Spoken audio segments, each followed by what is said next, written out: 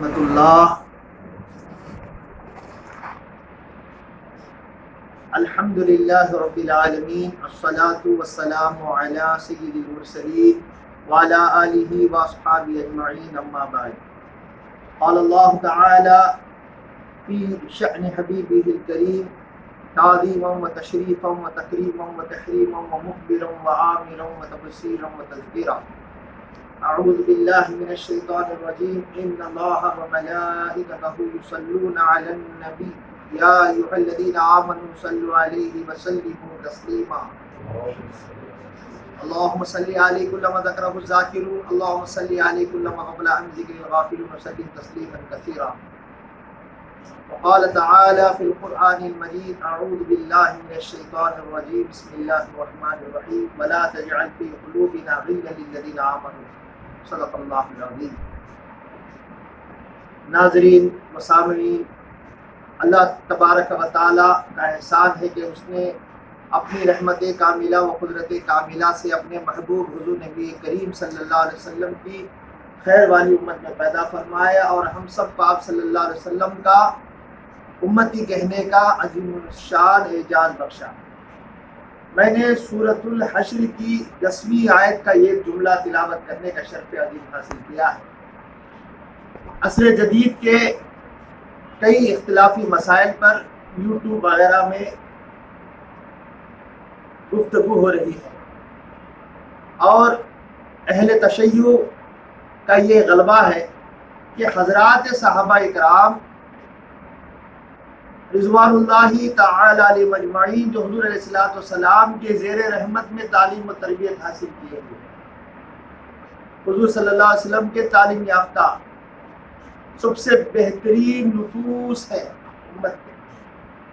حضور سرکار دو عالم صلی اللہ علیہ وسلم کی نگاہوں میں رہنے والے صحابہ، حضور صلی اللہ علیہ وسلم کے ساتھ رہنے والے صحابہ، حضور صلی اللہ علیہ وسلم کو بار بار دیکھنے اور چہرے انور کو تکنے والے صحابہ، حضور سرکار دو عالم صلی اللہ علیہ وسلم پر مال و متاع، اپنے گھر بار کو، یہاں تک کہ اپنی جان کو نثار کرنے والے صحابہ ہیں رضوان اللہ تعالی علیہم اجمعین.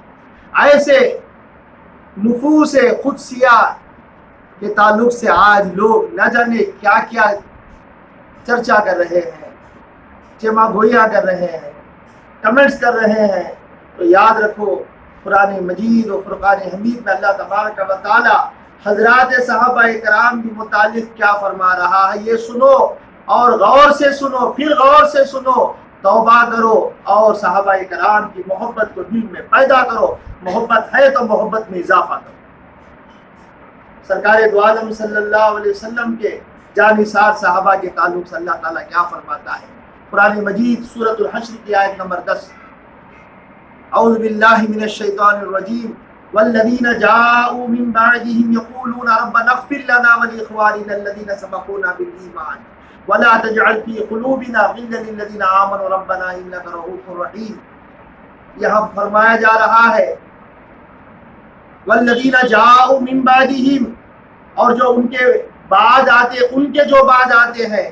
بعدهم ہم جو ہے ضمیر ہے، اور یہ ضمیر ماضی ہے، یہ صحابہ کی طرف اشارہ کر رہی ہے. پہلی بیچ ایمان والوں کا پہلا سیٹ، پہلی بیچ حضرات صحابہ کرام کی طرف اشارہ کر رہی ہے. من بعدہم، ان کے تعلق سے. تو حضور صلی اللہ علیہ وسلم کی نگاہ رحمت میں جو تربیت حاصل کیے، تعلیم حاصل کیے، ان تعلیم یافتہ صحابہ کرام جو امت محمدیہ صلی اللہ علیہ وسلم کے پاک نفوس ہیں، اللہ فرماتا ہے ان کے تعلق سے اللہ کی بارگاہ میں دعا کرو، ان کے حق میں اللہ کی بارگاہ میں دعا کرو، دعا کرو. اور پھر اللہ تعالیٰ فرماتا ہے حضور علیہ الصلوۃ والسلام کے صحابہ کے متعلق، ولا تجعل، اللہ کی بارگاہ میں یہ دعا کرو، اے باری تعالیٰ، اے رب کائنات، اے رب قدیر، ولا تجعل فی قلوبنا غلا للذین آمنوا ربنا انک رؤوف رحیم. صحابہ کے بارے میں جی ہمارے دلوں میں بدگمانی مت پیدا فرما، ہمارے دلوں کو پاک رکھ، ہمارے خیالات کو درست رکھ، ہمارے تخیلات کو درست رکھ، اے اللہ وہ پاک ہے، ان کے تعلق سے ہمارے دلوں کو پاک کر دے، دل برابر رتی برابر بھی ان کے تعلق سے بدزنی بدگمانی پیدا نہ کر۔ یا اللہ ہماری حفاظت فرما، یا اللہ تو ہماری حفاظت فرما، ہمارے دلوں کو ان کے تعلق سے اللہ بدگمانی پیدا ہونے سے بچا لے۔ اللہ اس سے بڑھ کر اور کیا بات ہو سکتی ہے کہ اللہ تعالیٰ خود حکم فرماتا ہے کہ تم دعا کرتے رہو اللہ کی بارگاہ میں، وَلَا تَجْعَلْ فِي قُلُوبِنَا غِلًّا لِلَّذِينَ آمَنُوا، جو ہمارے سے پہلے جو ایمان لا چکے ہیں، جو ایمان لے آ چکے ہیں، حضرات صحابہ اکرام رضوان اللہ تعالی علیہ اجمعین کے تعلق سے غل برابر بھی رتی برابر بھی بدگمانی پیدا کرنے سے یا اللہ ہماری تو حفاظت فرما۔ اور اللہ تبارک و تعالی سورہ توبہ آیت نمبر 100 میں کیا ارشاد فرماتا ہے؟ اعوذ باللہ من الشیطان الرجیم، والسابقون الاولون من المہاجرین والانصار والذین تبعوهم بإحسان رضی اللہ عنہم ورضوا عنہ۔ اللہ تعالیٰ صحابہ اکرام کی دو جماعتوں کا ذکر فرما رہا ہے، ایک مکے کے مہاجر، ایک مدینے کے انصار۔ مہاجرین کے تعلق سے، انصاریوں کے تعلق سے فرمایا جا رہا ہے یہ کون ہے؟ یہ اللہ اکبر، اسلام میں سب سے پہلے سبقت کرنے والے، پہل کرنے والے، آگے بڑھنے والے، اپنے مال کو، اپنے دولت کو، یہاں تک کہ اپنی جانوں کو، اپنے خاندان کے ہر فرد کو قربانی کرنے میں آگے بڑھنے والے مکے کے مہاجر ہیں، مکے کے رہنے والے ہیں، مکے کے باشندے، اللہ کو راضی کرنے کے لیے، اللہ کو خوش کرنے کے لیے، اللہ کے قریب ہونے کے لیے انہوں نے اپنے بیویوں کو چھوڑ دیا، اپنی اولاد کو چھوڑ دیا، اپنی جمائی ہوئی دولت کو چھوڑ کے حکم خداوندی ہوا۔ رسول اللہ صلی اللہ علیہ وسلم نے فرمایا یہ اللہ کا حکم ہے، اللہ کے حکم کے سامنے ساری خوشیوں کو پامال کر کے جو اللہ کی رضا کے لیے نکل گئے۔ یہ ہے صحابہ اکرام، یہ ہے مہاجرین کی وہ پاک نفوس۔ اور انصاری، اللہ اکبر، مہاجرین کے پاس کچھ بھی نہیں تھا، انصار کیا کیے؟ مدد کرنے والے ہیں۔ یہ کون ہے؟ یہ مدد کرنے والے ہیں۔ انصار کا مطلب کیا؟ مدد کرنے والے ہیں، انہوں نے مدد کی۔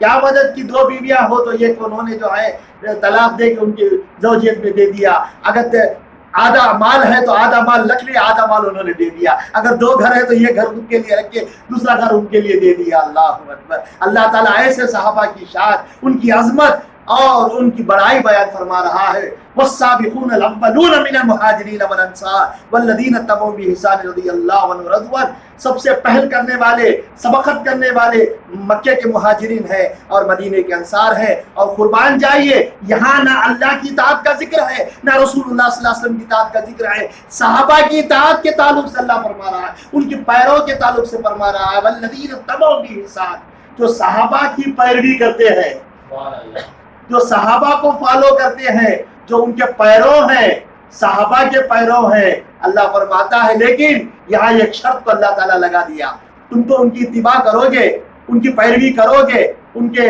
بتائے ہوئے طریقے پر عمل کرو گے، لیکن عمل کرنے سے پہلے ایک چیز ضروری ہے، اللہ نے وہ بتا دیا کیا ہے؟ ان کی محبت کو دل میں رکھ کے ان کی پیروی کرو، ان کی عظمت کو دل میں رکھ کے پیروی کرو، ان کی چاہت کو دل میں رکھ کے پیروی کرو، ان کی عزت کو دل میں رکھ کے ان کی پیروی کرو، بدزن نہ ہونا، کبھی بدزن نہ ہونا، کبھی بدگمانی نہ کرنا۔ وہ رسول اللہ صلی اللہ علیہ وسلم کے صحابہ ہیں، انہوں نے سب کچھ قربان کر دیا، اللہ اور اس کے رسول کی محبت میں گھروں کو قربان کر دیا۔ حضرت عمر ہے رضی اللہ تعالیٰ عنہ، آدھا چھوڑ کے آدھا لا کے سب رسول اللہ صلی اللہ علیہ وسلم کی بارگاہ میں رکھ دیتے ہیں۔ حضرت صدیق اکبر کی صداقت کا عالم دیکھیے، صدیق اکبر رضی اللہ تعالیٰ عنہ سے پوچھا گیا، اے صدیق، آپ صلی اللہ علیہ وسلم نے پوچھا صدیق گھر میں کیا چھوڑ آیا ہے؟ قربان جائے صدیق اکبر پر رضی اللہ تعالیٰ عنہ۔ فرماتے ہیں یا رسول اللہ، میں گھر میں جو کچھ تھا سب کچھ آپ کی بارگاہ میں لا کے رکھ دیا۔ گھر میں کیا رکھا؟ پوچھا گیا آپ صلی اللہ علیہ وسلم نے، تو فرمایا گھر میں اللہ اس کے رسول کو چھوڑایا، اللہ اس کے رسول کو چھوڑایا ہوں۔ اللہ اکبر۔ اسی لیے میرے سرکار سیدی بحر العلوم رحمۃ اللہ علیہ فواتح الرحمود فی شرح مصلبۃ الثبوت میں لکھتے ہیں، حضور علیہ الصلوۃ والسلام کے یہ ایسے جلیل القدر، ایسے بلند درجہ صحابی ہے حضرت صدیق اکبر۔ صدیق اکبر کی صحابیت کا اگر کوئی انکار کرے، آپ کو صحابی نہ کہے، تو انہوں نے لکھا ہے، قرآن مجید کی سائے سے استدلال کرتے ہوئے لکھا ہے، قرآن نے کہا لی صاحبی، سب سے پہلے صحابی بولنے والا صدیق اکبر کو رب عالمین ہے۔ رب خدیم نے آپ کو صحابی کہا، اے میرے ابو بکر تم میرے حبیب کے صحابی ہو۔ یہ صحابی بولنے کی سنت، یہ اللہ کی سنت ہے۔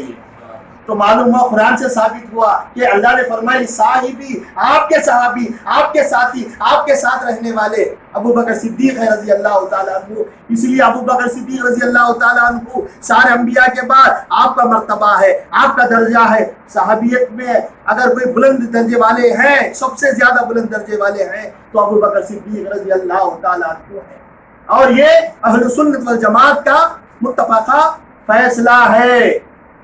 ہم حضرت علی رضی اللہ تعالیٰ عنہ کے درجے کو مانتے ہیں۔ سرکار دو عالم صلی اللہ علیہ وسلم نے کیا ارشاد فرمایا؟ مولا فرمایا، ہم بھی مولا کہتے ہیں رضی اللہ تعالیٰ عنہ۔ اور کسی کو ولایت ملتی ہے تو در علی سے ہی ملتی ہے رضی اللہ تعالیٰ عنہ۔ سارے سلاسل آپ کے پاس جا کے ملتے ہیں، چاہے وہ چشتیہ ہو، چاہے وہ قادریہ ہو، چاہے وہ سہروردیہ ہو۔ نقشبندیہ ایک ایسا سلسلہ ہے جو ابو بکر صدیق رضی اللہ تعالیٰ عنہ سے جا ملتا ہے۔